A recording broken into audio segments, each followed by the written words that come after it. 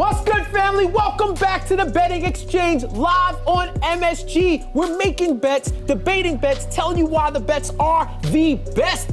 Long weekend, even better week ahead. Got the BetCast coming up. You got Katie, Erik, Jeff, and you locked into MSG Network Studios. I'm ready to wipe the slate clean and start off on some winning ways with betting. What about yourself?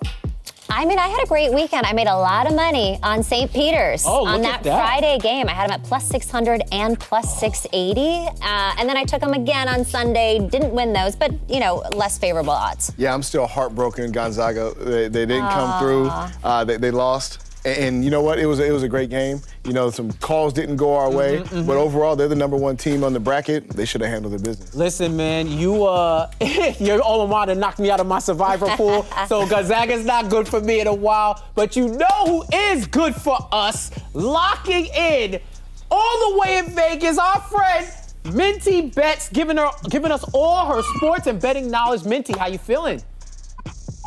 I'm feeling good. It was a wild weekend. I'm also shocked that Gonzaga is not in this last four here.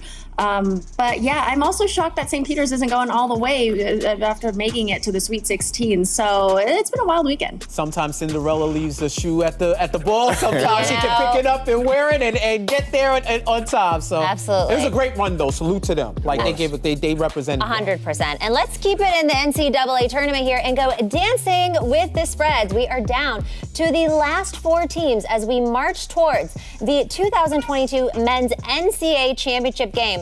We are going around the room and we're going to give you our thoughts on the tournament so far before we give you which team we're excited out of the last four standing. We've got North Carolina and Duke, Villanova, and Kansas, and those, obviously, the championship is going to be on Monday, April 4th. All right, first up, I'm going to go to you, Minty. The NCAA tournament comes down to four Blue Bloods, headlined by North Carolina versus Duke, one of the most storied rivalries in college basketball. So tell us about this matchup, Minty.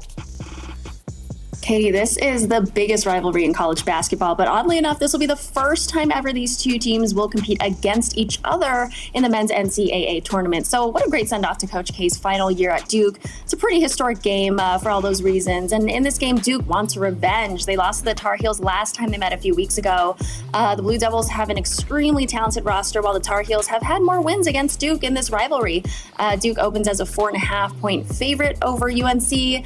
Duke's been the favorite over North Carolina all season long, so the line makes sense, but I'm thinking this game is going to be much closer than we think, and it's going to add to the drama.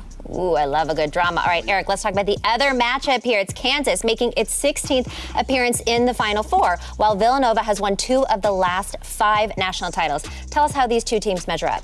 I mean, these are two obviously great teams. They play two different styles of basketball. Villanova likes to slow things down a bit. Kansas likes to get out and run. They have some wings that are very dominating. Ochai Agbaji, one of the elite players, probably going to be a lottery pick. But the real story are these coaches. Bill Self, Jay Wright, both of their fourth appearances in the Final Four.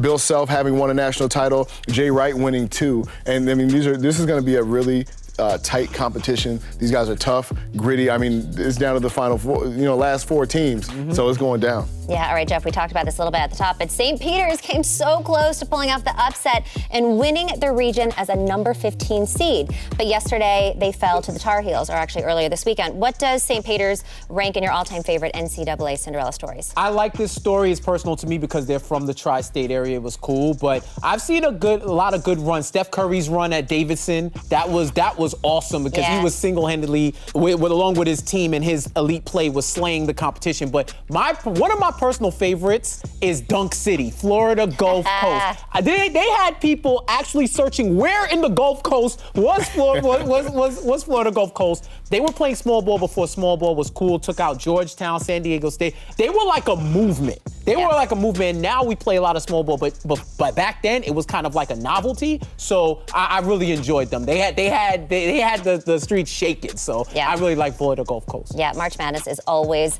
mad. All right, let's real quick. Who are we the most excited to see in the Final Four, and why? UNC. If they can put the final stake in the heart of Duke, those Devils and Coach K, they are gonna live in infamy and famous. They own North Carolina if they win. Yep. I'm looking for Kansas. You know, I love the way they play. Remy Martin is a guard who's exciting, loves to push the ball. I mentioned Ochai Agbaji. You know, you got Christian Braun. These guys like to play a fast-paced basketball, and they're born winners. Yeah, Minty, what do you think? I'm really excited to watch Duke. To me, Duke is the better team here, but who's to say they may let the pressure get to them and flop when it matters most? This is the home stretch, and it's probably the most watched game, so I'm looking for Duke here. Okay, I feel like we're all on something different here. I'm actually looking forward to Nova in this one, and yes, they have won 2 of the last 5. But out of all of these Blue Bloods, they've won or they've been to the Final Four the least amount of times. This is their 7th appearance in the Final Four. The other teams have been in their double digits, so they are kind of an underdog. If there is an underdog here, they're also missing 2 of their best people. But don't go anywhere, guys, because the shoot-around is coming up next. You're watching The Betting Exchange live on MSG. We'll be right back.